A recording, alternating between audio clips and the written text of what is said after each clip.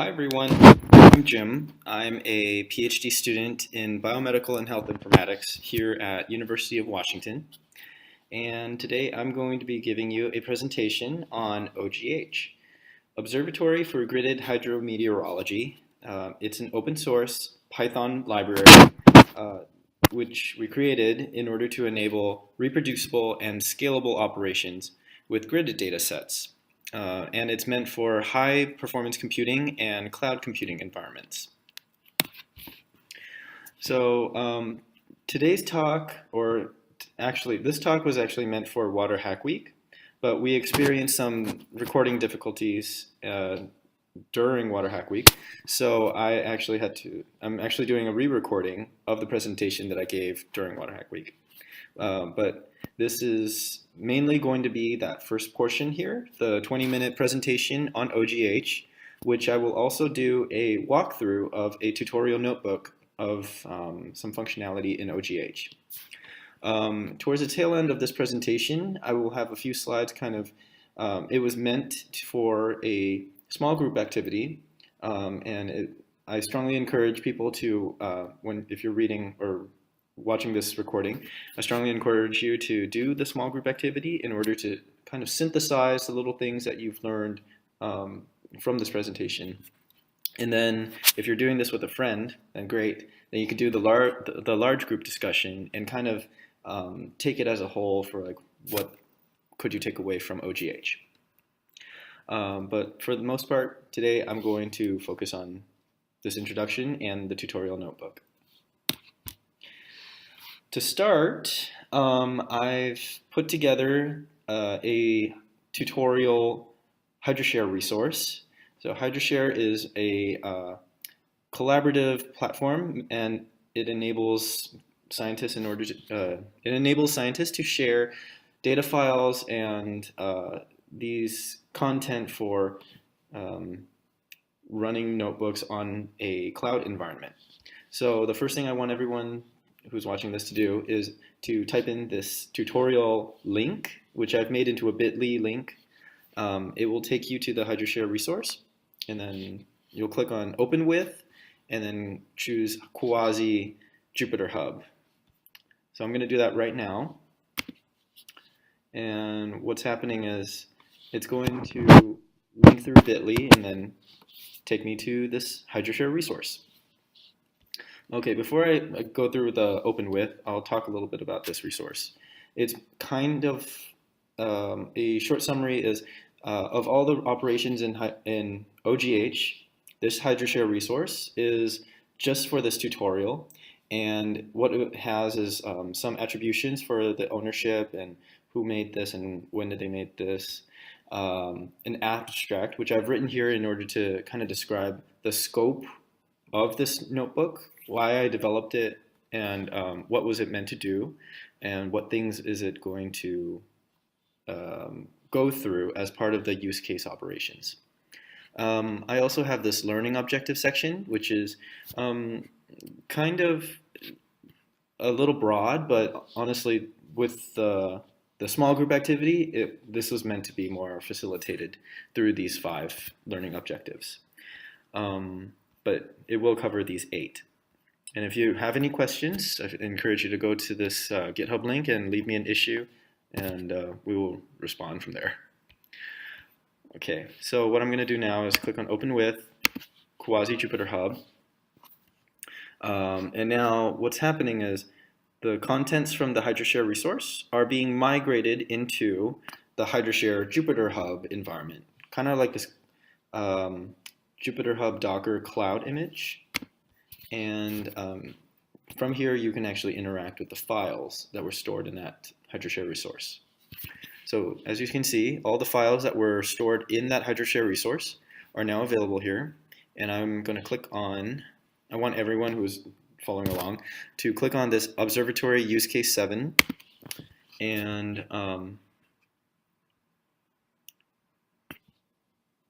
so the notebook is open now.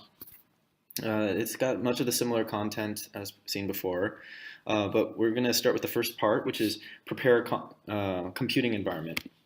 What you're going to do is get rid of this this pound sign, which commented out this bash command. What it is going to do is install OGH and Xarray to the latest version. And this is necessary because there's sometimes like changes in versioning on the HydroShare Jupyter Hub environment. So with this one, it will just take care of it. All you need to do is, if you're using a Mac, click Control Enter, and then it will start running. And then this is somewhat going to be a long process. So while this is running, I'm going to switch back to the presentation. But I'm going to put this # back so we don't accidentally reinstall everything if we have some trouble. So while this is running, I'm going to return to this. All right, so OGH is, it was the deeper portion of OGH can get into like more granular computations, but it was developed with these 4 core functionalities to enable automated access to data repositories for gridded data, and then enable visualization of gridded data on a map. Kind of a simple thing, but kind of there's really no tools for this. Enable the analysis of large volumes of gridded data, which this part is somewhat of a technical challenge, and this is what OGH was fundamentally handles better than many of the other libraries by themselves. And then integrate data that is acquired through OGH with Earth's surface models. And I'm going to be using the Land Lab vegetation model as the case study. So I'll go in more detail with this last one, the integration, in the tutorial notebook. So one other thing about OGH is that that visualization capacity. What it's going to do is, from automated data access, it's going to configure to a data repository of interest and access the data through their web API. And then it makes the downloading and the process a little bit more efficient by incorporating distributed computing. It uses Dask and multiprocessing Python libraries in order to speed up and distribute the tasks. Just kind of imagine doing like 1,000 tasks by yourself versus distributing that across 10 friends or 100 friends. It really splits the time required down a lot. But once you have all that data, once it's been acquired, then you want to kind of take a big picture look at things. So this is one of the visualization capacities where you can kind of look at one watershed. So here I have 3 as examples. Or you could look at them collectively in the middle, which is another one of the visualization functions in OGH. Typically, gridded data sets they're developed for very, very large regions, like the entire Pacific Northwest or the continental US. And so this kind of poses some significant challenges if a scientist is not interested at that large of a scale, but more local of a scale, kind of looking at things, say, any one of these watersheds have between 31 to maybe 100 gridded cells representing the area of this watershed. And so that's only a very small proportion, as you can see from this center picture, relative to Washington, and then even greater would be like relative to the entire continental US. So while handling those large volumes of data, OGH actually kind of pinpoints the ones that are part of your area of interest, and then it will go out and acquire those, as opposed to just keeping everything for the large continent. That's more data than is. It's just surplus. It's not necessary to deal with all of that. But if you just kind of consider that each of these watershed scales are something like a county, then that's kind of more the relatable degree of data use and data need. So I want to pitch a question, and this is a general question that I asked to the participants of Waterhackweek. How long would it take for any one of these example watersheds or administrative boundaries in order to acquire the gridded cells for 100 years for the Dr. Ben Livna's 2013 meteorological data set? Usually around here I would pause, but since I'm giving this as a recording after the fact, I will move on. I've already generally measured the time, and for very, very small watersheds, somewhere between like 31 to 60 gridded cells, they take roughly about 13 seconds to 15 seconds. It's actually quite fast with OGH doing the parallel data requests. And then we tried as high as, say, New Mexico, where there's not like 31, there's like 8,000 gridded cells, and that data retrieval job finishes within 30 minutes. And so this is actually a lot different from if you were, say, you didn't have any automation, you were just you had to go to a catalog and click through one resource at a time and download each file and then unzip them one by one. Yeah, this takes all of that headache out. So, given that, once you have that data, and you've acquired it and you've downloaded it onto some storage folder, so now what? If you've got, say, a watershed, each one of them, Sax Suiado, Elwha, Rio Salado, if you have each of them captured within one file, and you can identify if for each of the gridded data sets, as shown in each row here, how many data files for that folder are actually available for my places of interest. And so if you were to do this, for Sax Suiado, what we saw was that for each of the 99 expected gridded cells, there's really good coverage for each of the gridded data products.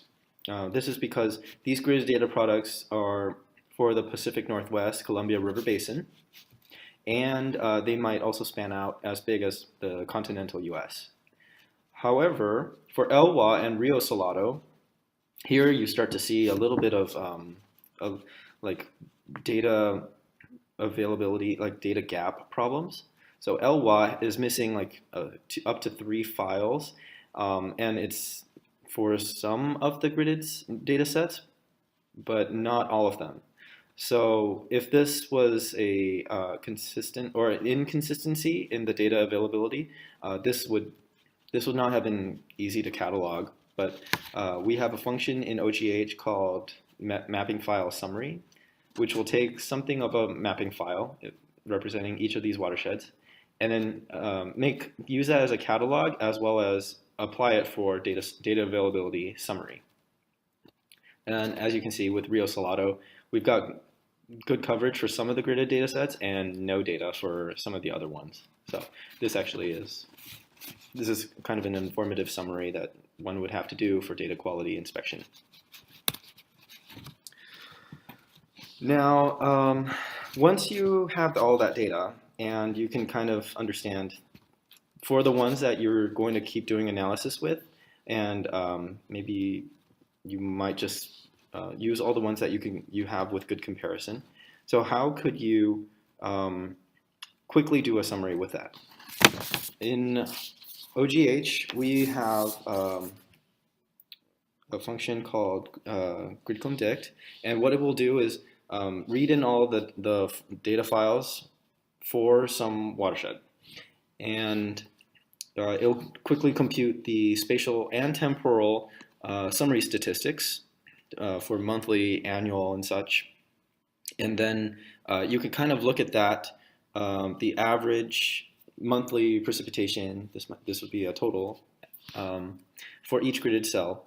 And so you can look at the dynamics, look for the dynamics that you would expect by the seasonality of the year.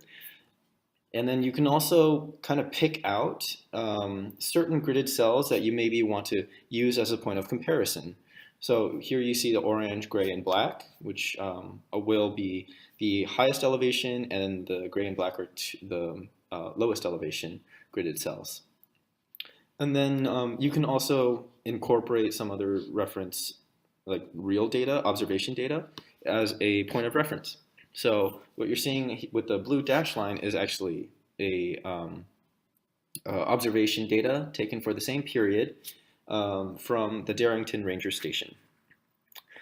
But this is just a temporal view, and then on the right side, you can say like pull out from 2 of these month ranges. So for October, you can kind of look at how that the monthly dynamics actually kind of look when spatially distributed. And then if over time, like how does that actually change, and where is the change most obvious? So what you're seeing between A and B is actually the difference between October and January average monthly precipitations. So what this is actually, these 2 visualizations are really giving you is just a human readable option for interpretation. Now, there's several, the gridded data products that I've already shown you, like the 7 in that summary table, are just a few examples. If you were to go to NOAA or any of the other websites that carry a lot of gridded data sets, they'll kind of look something like this, where you kind of approach them, you get like a link, the name of the project, and maybe some metadata that's kind of like a description for what that data product is, and then the link to actually looking at those files.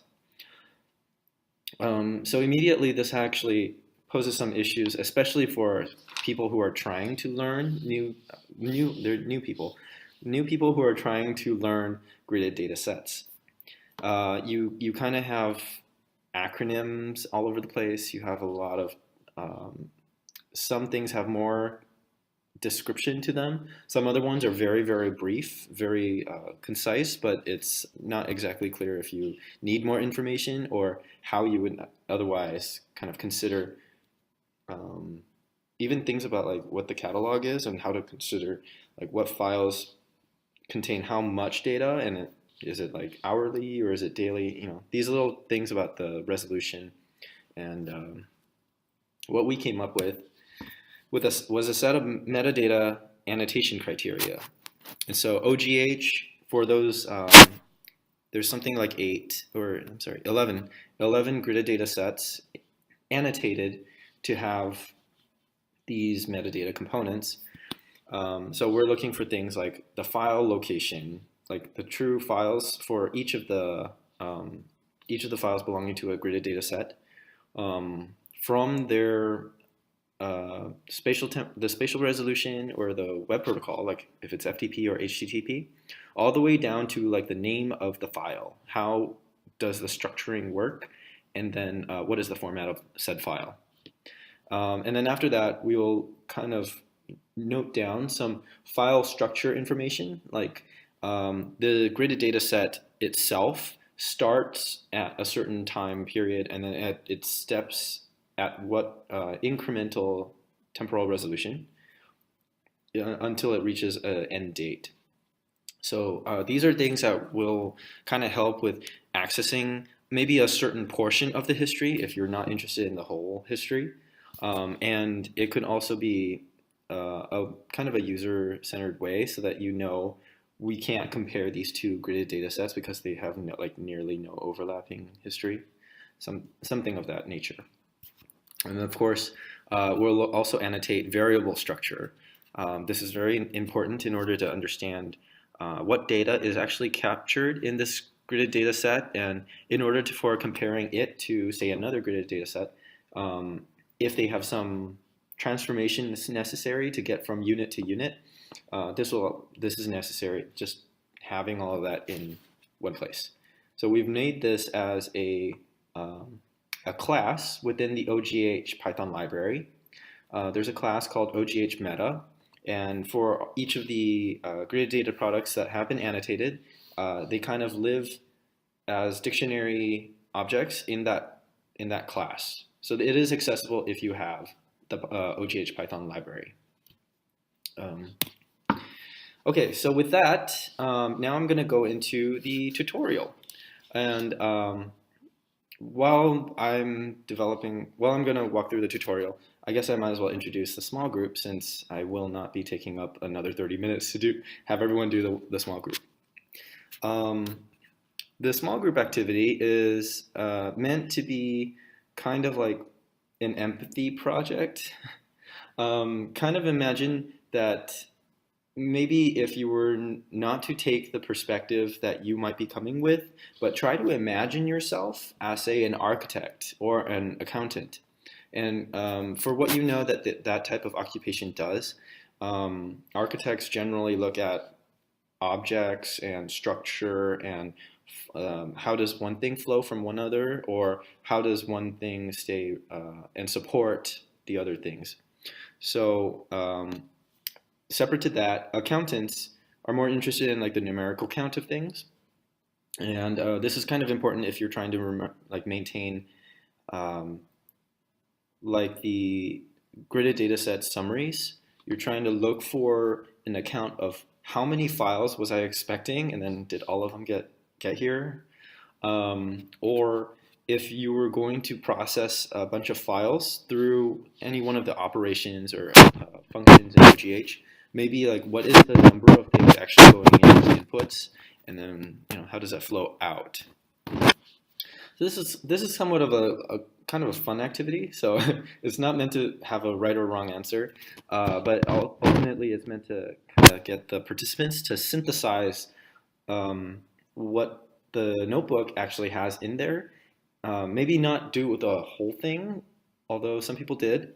But if you were particularly interested in maybe one or two of the 8 steps, maybe just look at those ones and then work together to both draw out a visual representation of the workflow, and also work with like accountants as well, so that you kind of know what number of things are happening and at what pace of things. So with that, I'm just going to go into the tutorial notebook. Oops. So, okay, so where we were was, we opened up the notebook, and then we ran this first one, which was just to conda install OGH and conda install Xarray at a certain working version. And so this chunk has finished, and it's good. Took about 4.5 minutes. So now we have OGH, and so we can initialize it and the rest of these prerequisite libraries. So again, if you just click on the chunk and then you click on control return, you'll run the chunk, or you could click on run up here. Okay. So okay, so the libraries are initialized, and now I'm going to initialize the Hydroshare utility, the Hydroshare REST API library. Okay, so it died. So I kind of was cautious that might happen. So what I'm going to do is I'm going to restart. Okay. And I know that this is done already, so I'm not going to run it, but I'm going to initialize the libraries. And then I'm going to initialize this, which is the Hydroshare REST API, and from the Hydroshare Jupyter Hub utilities folder. And then I'm also going to start up some input parameters in order to do that final step in the rest of the final step in this notebook is 7th step, second to last step. is the eco-hydrology model, and so it needs some parameter set to start. This is actually going to be the OGH those metadata dictionary objects. I'm going to initialize that as metafile, and I'll just keep using metafile throughout. And then I'm going to create a dummy file object, and this will be used to store up the outputs, and then I'll migrate those to a new HydroShare resource, and that will kind of document the work. So that one is run, and currently we are sitting in HydroShare Jupyter Hub in this folder directory. So this kind of gives you like a frame of reference, like where will we be running files from, and then where will we be running files and saving them to. Okay, next over here in the second chunk, we're going to get in some input files. So this is the DEM list. So this is for the gridded data products, which are 1/16th degree spatial resolution from between gridded cells. So they follow an order and a schema across the continental US. And so for simplicity, we've kind of put that as a shapefile and loaded that into this HydroShare resource ID. So what we're doing here is we're going to pull that into this HydroShare resource environment and use this object in North America to kind of represent the path to get to those files. Similarly, we're going to also pull in the shapefile for the bounding, the watershed boundaries for Sauk-Suiattle. And then we're going to reproject that from, I believe it was in UTM, it was in NAD83 projection before, but we're going to reproject them into WGS84 so that they're in latitude, longitude, EPSG 4326 projection. And that way we have a comparable way to compare this with this. It's going to ask me if I already have it, so it's going to ask me if I want to overwrite it. So I'm going to say yes. That's for the DEM list, and then this is for the Sauk-Suiattle watershed. So now both of those are migrated from the internet, from the HydroShare resource that contains them, to this HydroShare Jupyter Hub environment. And so now I can interact with these files within this area. So since I have the 1/16th degree gridded cell map, and I also have the shape for my Sauk-Suiattle watershed of interest, earlier I had said that these gridded data products are sometimes made for an entire continent or for a very, very large region like Pacific Northwest. So if I don't want to deal with all of those files, what I'm going to do here is I'm going to use treat yourself, which is a function that we wrote, in order to just identify the gridded cells of our interest that sit inside of Sauk-Suiattle. And I'm actually going to increase the space a little bit. So it's increased by a latitude and longitude of 0.06 from the watershed boundaries. It's 0.06 so that it's not 1/16th degree. So that would be 0.0625. This is just shy of it. And then what this is going to do is it's going to create a CSV file that we're calling SOC mapping file, and we'll make reference to the mapping file 1 from henceforth. So this operation takes about 8 seconds. And so now we have a mapping file 1, and it has about 99, it has 99 gridded cells represented something like this. So we know the latitude, longitude, and elevation, which came from that NMR DEM list. And then we can use this as somewhat of a catalog. So now we're going to go out and retrieve the files. So since we're here, we're going to use this function, which comes from OGH. There's a subclass called OXL, OGH X-Array LandLab. And then the function itself is called getX dailymet livna 2013 raw. So if you click on this link over here, oops, okay. So if you looked up the link, so it will take you to this folder drive. So this is the FTP folder drive that Dr. Ben Livna has used to store his 2013 2013 publication for interpolated meteorology from gridded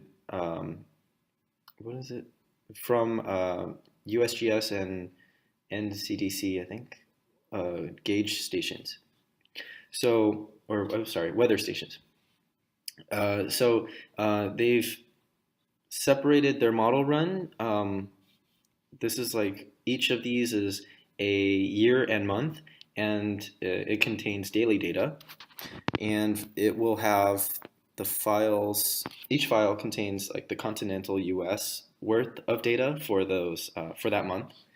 And it just goes on from like 1915 all the way down to 2011.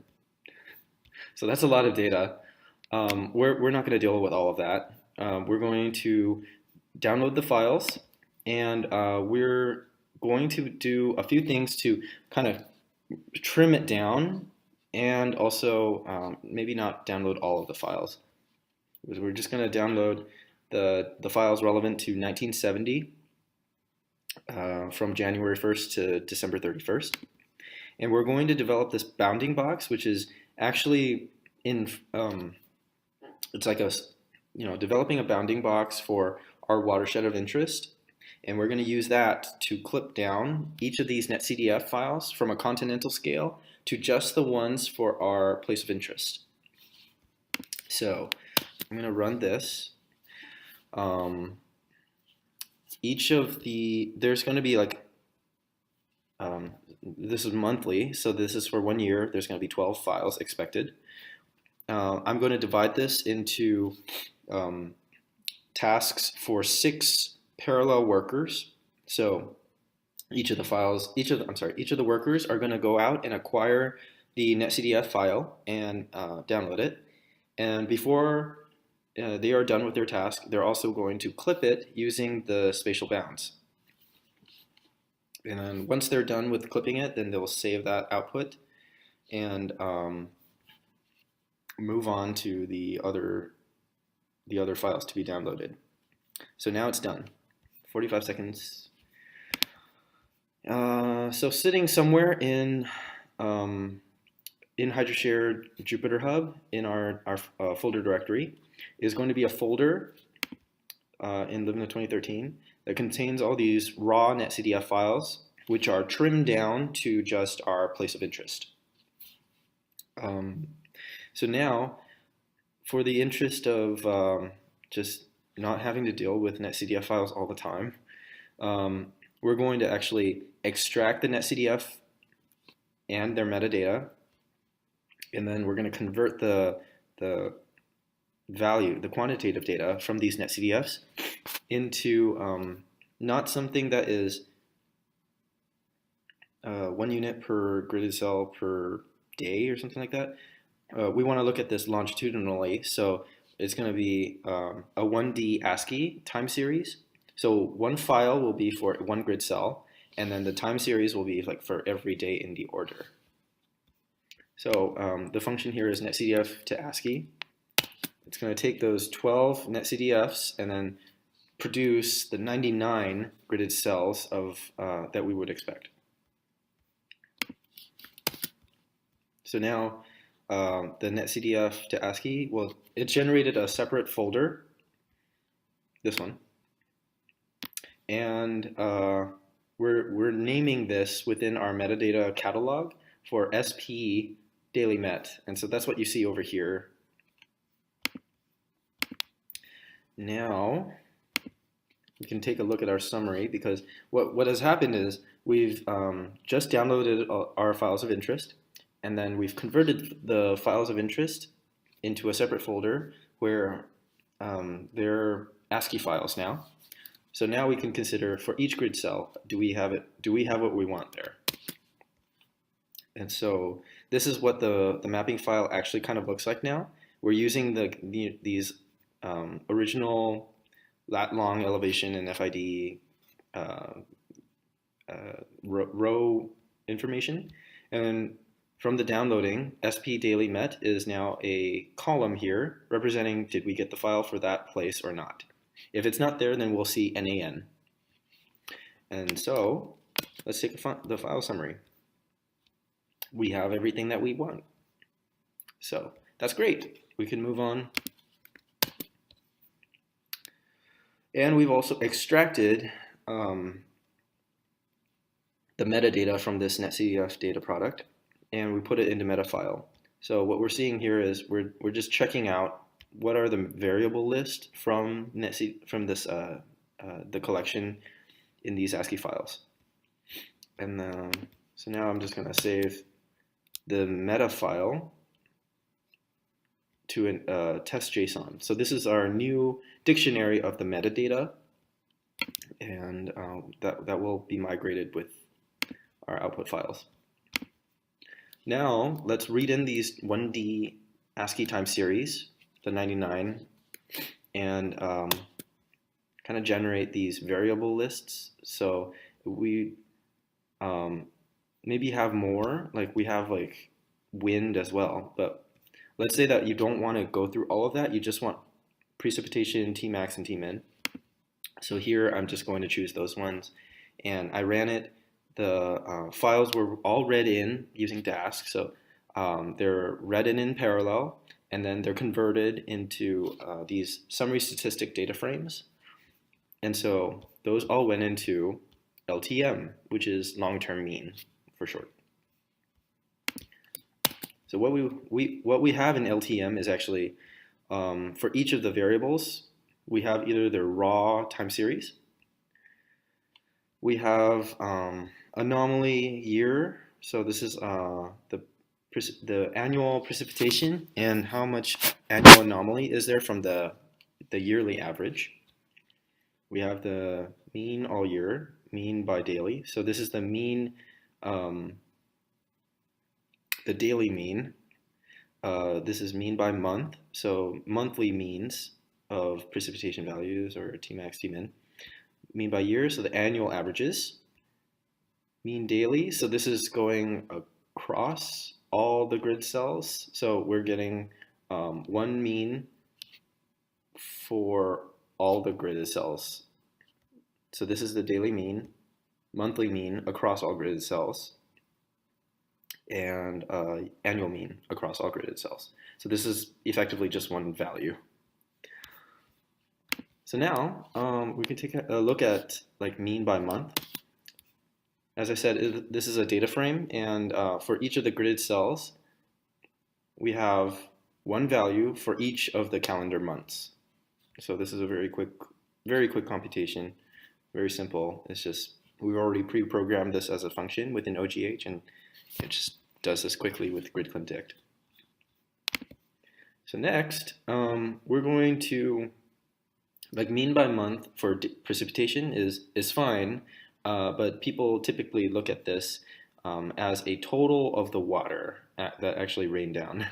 So we're going to do aggregate space-time sum. So this is just going to aggregate this and take the mean of the sum of the monthly precipitation, as well as the mean of the sum of the annual precipitations, and then we'll do those data frame computations again. Then it's done. Let's just look at that. Oops. So now you'll see mean by daily sum, mean by month sum, and so this is like what we would expect for average monthly sum of precipitation. All right, so let's save this output as well. And then now we've got, so far we've acquired our data. we've transformed them into a form that we can use, and we've applied some summary statistic computations across them, so we have some way to represent our data. So now let's actually visualize it so that we can kind of understand what is going on, what does it mean, what is happening. And so here I'm just going to pick out from the mapping file some of the gridded cells based on the values I know. And so I know from, it was over here, I believe, the minimum elevation is 164, minimum average elevation, I should say it that way. And then the maximum average elevation is 2,216. So I'm going to look for those, and I'm going to attribute those as reference lines. So 69, 3, and 24, these are going to be high elevation and the 2 low elevation lines.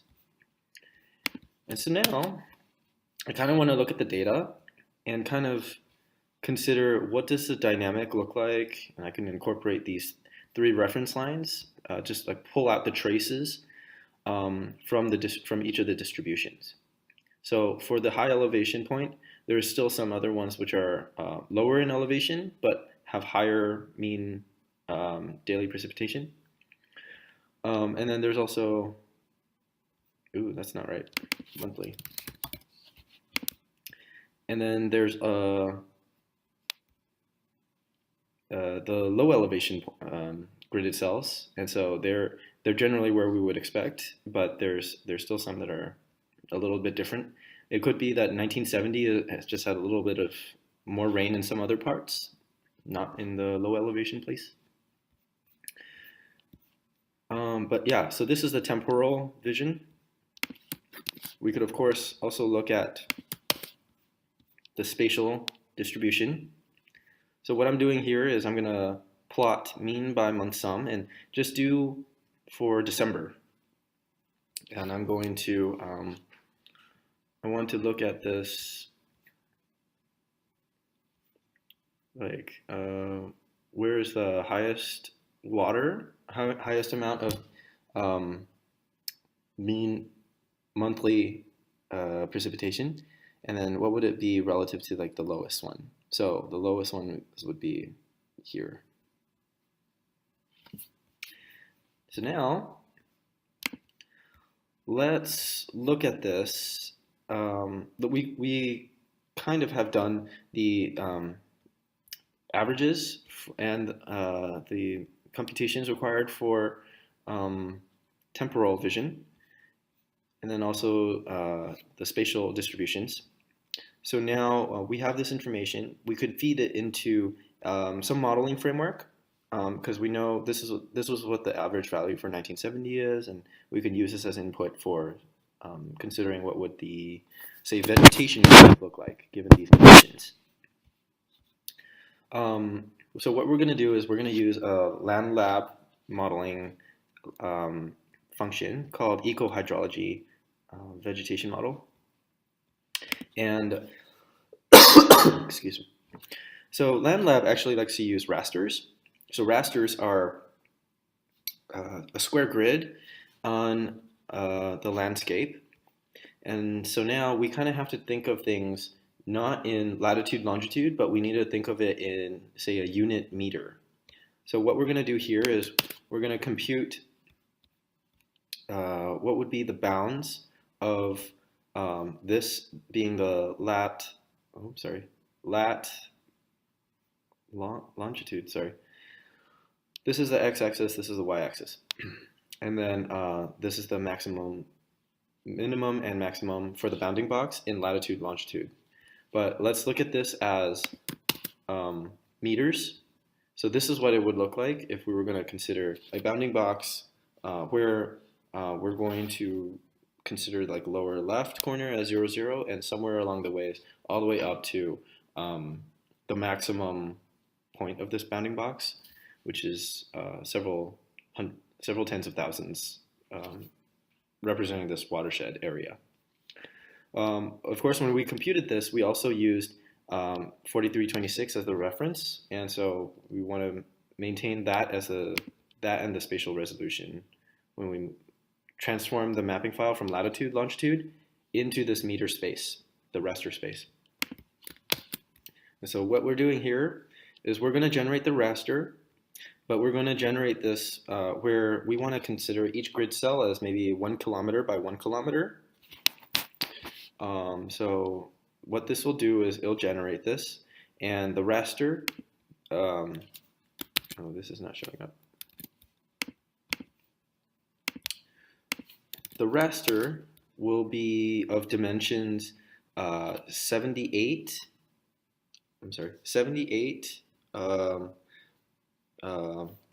X and 68 Y. So there's going to be this number of gridded cells, this number of gridded cells representing this raster. Next, we can relate this newly created raster to, which is, it's 1 kilometer by 1 kilometer, to each of the gridded cells within our mapping file.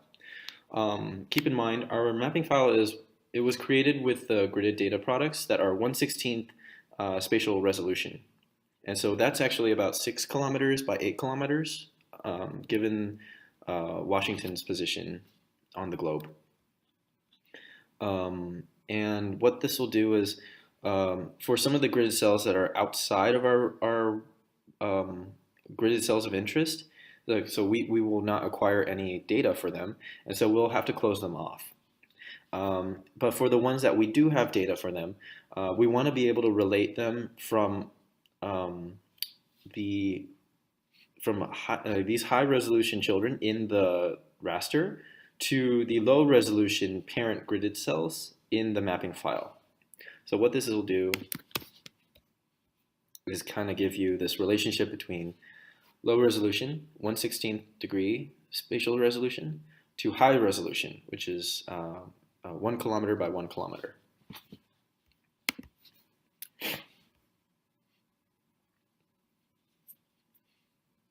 Okay, and it's done. So this is kind of what the output is this node X map. So each of the nodes in the raster are going to be one of these node IDs. And I had mentioned that there's going to be a lot of nodes in this raster that are they're outside of our actual watershed. So we have no data for them. And that's why you'll see all these NANs. But then there are going to be some that they're going to sit inside of one of our gridded cells, like the low resolution parent gridded cells. So we will get the value. We will have some mappable traits from that. So that's what we're doing here. And it's going to do this for all of the gridded cells for our high resolution children. It's like 5,300 of them. And then now that we have those high resolution children mapped, we can kind of take a look at them. And in terms of the elevation, this is kind of what it looks like, the terrain. The higher elevation place is up here, and then it kind of decays downwards, where this is kind of the lowest elevation area. You'll notice that there's some places that kind of look like there's a bite cut out of it. Those are the ones that are they're right at that borderline, and they fell into this parent as opposed to that one. And so now let's take them. We can also look at this not in latitude, longitude, like this visualization before, which is in latitude, longitude. So now we can look at it in terms of this raster space. This is what the mean monthly sum of precipitation would look like if we kept the dynamics from the rest of the year to set our minimum and maximum. And we could do that with maximum temperature as well, and the minimum temperature. So these three are kind of like cross-sectional looks at just December, but we just kind of produce this in order to get some human interpretation and just take something as a frame of reference. But all three of these values can be used to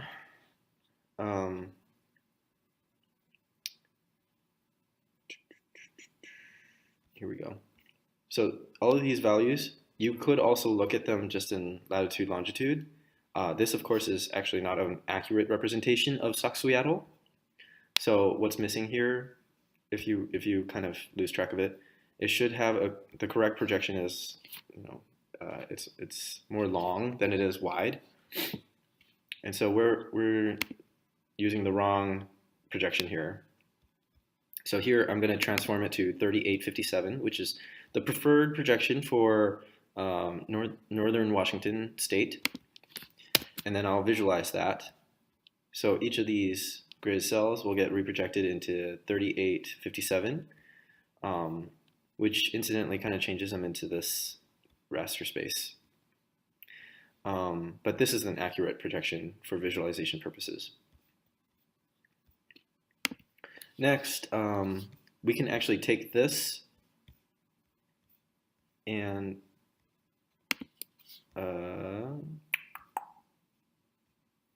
actually, I think the step was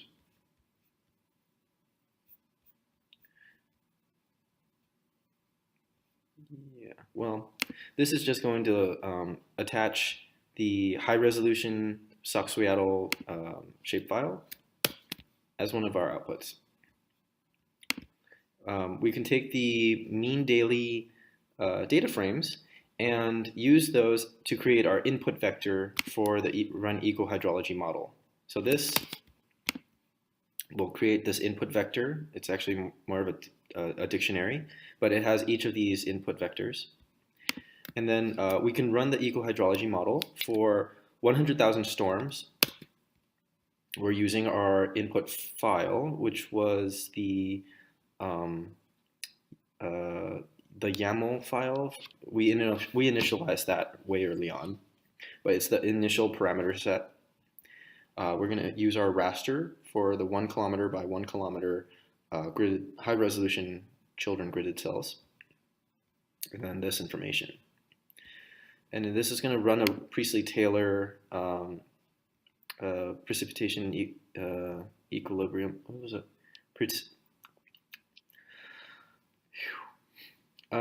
It's going to run a PET method, which is Priestley-Taylor, and that's just going to account for the amount of water there, how much of it will kind of enable trees, shrubs, and certain vegetation to kind of grow over time, and what would that look like when it's balanced out with the physics of the water. For 100,000 storms, it actually kind of comes out to over 100 years. For simplicity of this tutorial, I kind of clocked it at 100,000, but one might want to run it for more simulations to kind of consider what would this eventual future look like if more and more storms happen and a lot of rainfall and water shows up in this area. I believe this is almost done.